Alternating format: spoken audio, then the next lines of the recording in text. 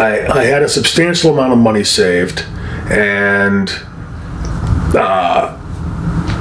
there was a point where we were at a television taping in Baton Rouge, trying to just recall the specifics. I had been off with, I had some blood clots on my knee and a few tears in my knee, and had to be off for 3 or 4 weeks. The entire time that I was off, Jim Ross, who was on the booking committee, kept calling me, and other people on the committee kept calling me at home and saying, hey, as soon as you can get back, we really need you back. And they talked, I remember specifically them all talking very, very badly, negatively about Sting and Luger. These son of a bitches make all this money, they cry about everything, they're, just really negatively. And they told me then that they were splitting me and Johnny up, and were going to give me a big singles push. So I get back on the road, go to Baton Rouge, my first day back in a month, 3 weeks, a month, whatever. After these weeks of phone calls about this singles push, and I go to catering and sit my tray down, and Missy Hyde had just come out of the booking meeting, and she got her tray and she came over and asked if she could sit with me, and she sits down and she goes, Shane, I don't want to start anything, but they were really talking badly about you in that booking meeting. And I'm thinking, like, I just got back. How can they be talking negative? So in my head, I'm thinking maybe Missy got mixed up on something. They were talking about Sting and Luger or whatever. So, but it piqued my interest. So I left to go find Jim Ross. And halfway down the hallway towards where Jim Ross's office was, I ran into Teddy Long, who was just a referee at the time and had just started managing Mark Callis. He had a clipboard, like it was a boss or something. And Mark Callis was there with him, and he stopped and said, okay, Shane, tonight in segment 3 or 4, whatever the number, you're going to be working with Mean Mark here. 3 or 4 minutes, he'll take it with the heart punch. I went, no, that's not what I've been. I said, I'll be happy to put him over, but that's not what I was told. And he goes, well, that's what you'll do, or like it or leave it. I said, well, we'll find out. I went to find Jim. I went down and I found Jim, and I explained to him what Teddy had just said and reminded him what he had told me in these phone calls over the last month. And he said, no, that stupid SOB has it all wrong. And he said, go find Jody Hamilton. He'll tell you.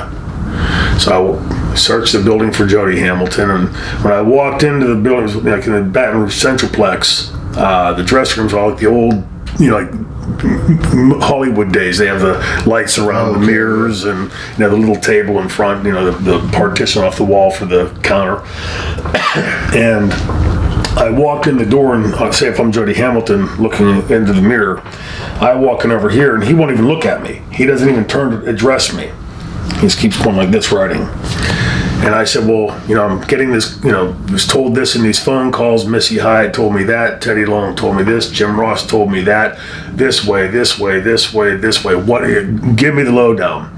He threw his pencil down. Still never looked at me. He threw his pencil down and he said, you'll do the goddamn job to Mark Callis in 2 or 3 minutes with the heart punch, or you can get your ass the fuck out of here. Okay.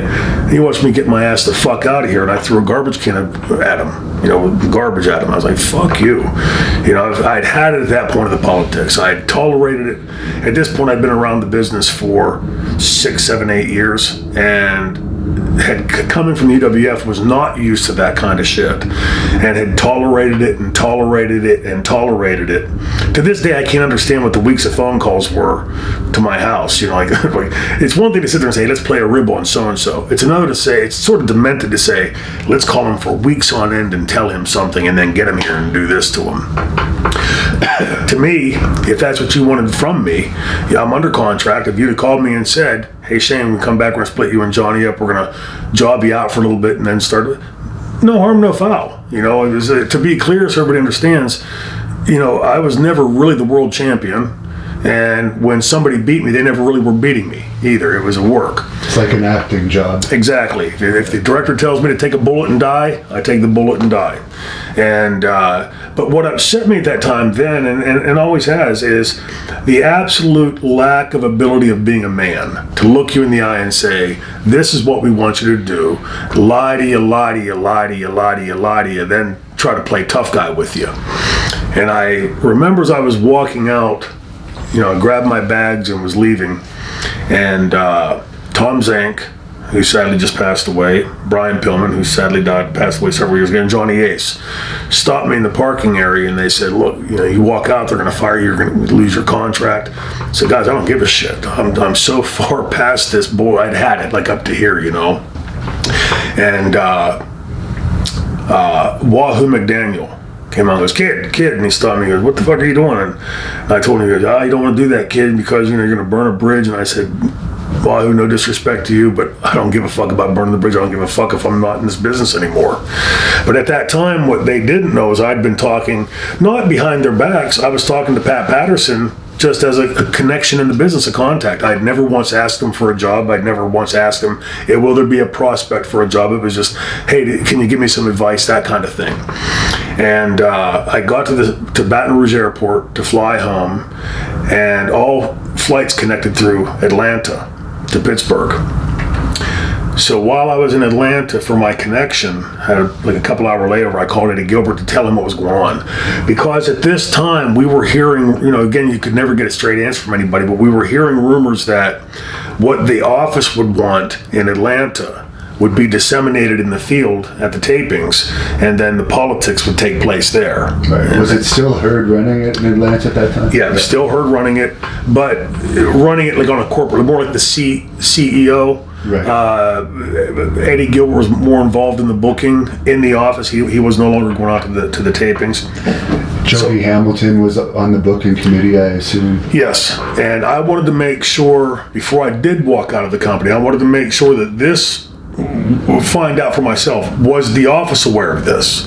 Because were these phone calls about me getting this big singles push, was that legitimate coming from the office, and now somebody out in the field pulling something else?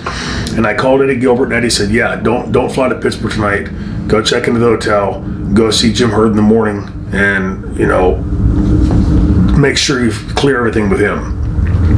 So I went the next morning, I waited for him to come in. He came in about an hour late, and I expected to have a fairly intelligent conversation with the guy. Instead, he starts talking down to me and saying, at one point we go in his office, he keeps on telling me, I'm making a big mistake. He never clarified what I was making the big mistake about, but then he said, I'm going to show you something. And he's leafing through his drawer, and he pulls out a piece of paper, and he hands it to me. And I reach for it, he pulls it back, and he goes, now, before I give this to you, I'm going to let you know, you probably won't be able to understand it, being that you're a wrestler. I said, I got 2 fucking master's degrees, you jackass. I can understand anything on this goddamn desk. And I looked at it, and he starts explaining, sadly, the dumb wrestler that couldn't understand it keenly well, he didn't understand it. They had the WWF rating, and then they had, at that time, there were still like Portland, Memphis, Dallas. There were still a handful of, the smaller territories. He had taken, and he had these 2 numbers circled. The numbers that he had circled was the WWF rating versus all of these ratings combined. So Portland added with Memphis, added with Dallas, added with this one and this one and this one. And they still lost by like 0.3 of a percentage point. Was WCW included in that? Well, it was the WCW number.